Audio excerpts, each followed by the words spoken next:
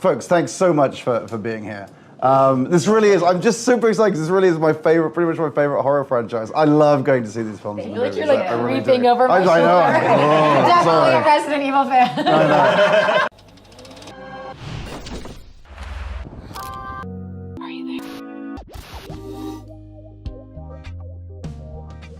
Hi there, my name is Clark Collis. I'm with Entertainment Weekly, and here we are at New York Comic Con. And it's my huge pleasure to say that I've been joined by Paul W.S. Anderson, the director of Resident Evil: The Final Chapter, which hits cinemas January 27th, as well as cast members Mila Jovovich, Ali Larter, William Levy, Owen Macken.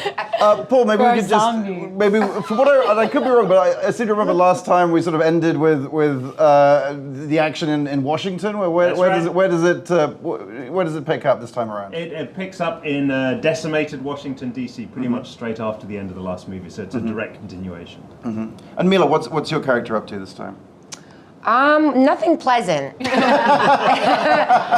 She starts off really sick and exhausted, and it's all downhill from there.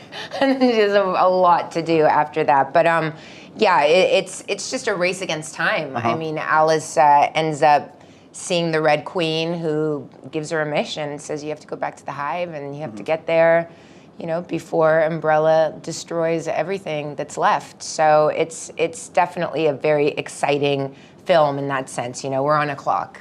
You have to get back there in the fastest and scariest way possible.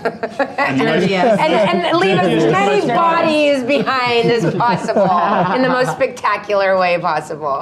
And Ali, tell us about what your character's up to. Well, I was in a helicopter crash, and I found this group of survivors. And it's actually, you get to see a little bit of humanity, like just a tiny bit, because we can't forget this is Resident Evil. Sure. You know, we have one scene, and then we're killing again. But yeah, so that was something actually that really excited me about this one, because it does wrap up a lot of the stories, but it gives a chance to kind of see Claire, like, you know, maybe like relax for 1 second, and that never works out well. Have a white tie, just yeah, exactly. Exactly. In a post-apocalyptic world, there's no time to slow down. Yeah, as soon as you get to relax a little bit, you know something bad is coming your way. To eat you or kill you. Oh yeah. As soon as you laugh or take a moment, it's like, Yeah. And, you're dead. Owen and William, what about your characters? Well, my character is the leader of the kind of group of survivors, which William's a part of, and that's where Claire. And there's tension between There's tension you guys. between the two of us, you know, and it's like, you know, a lot of testosterone. A lot of testosterone, you know. But they're just trying to, you know, they've been surviving in this world where everything's trying to kill them and the zombies and stuff, and they're just about at the breaking point. And then Alice comes along and makes everything even more difficult. So breaks them.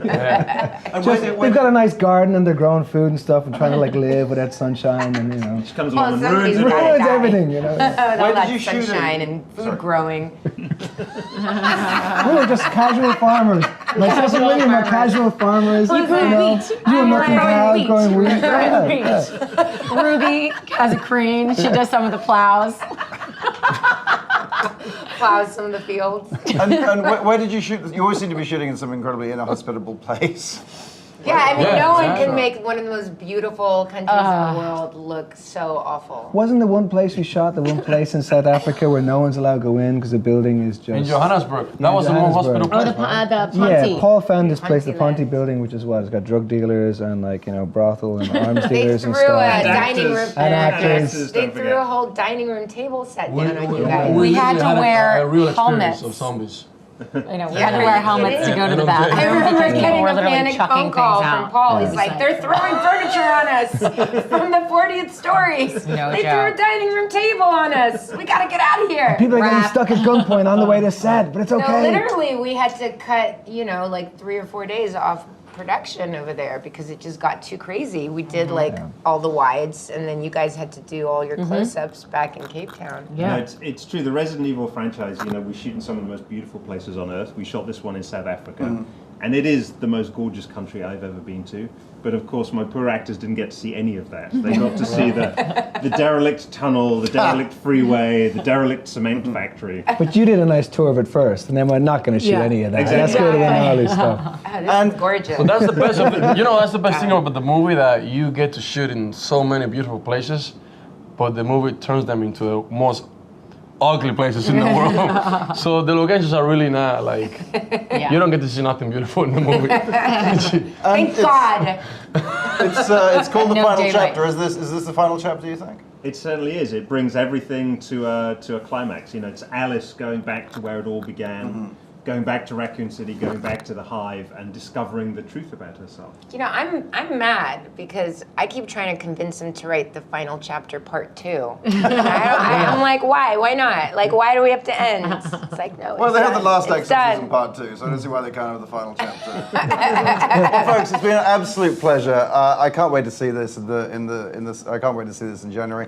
This has been Clark Collis talking to the Resident Evil team. For more, check out EW.com.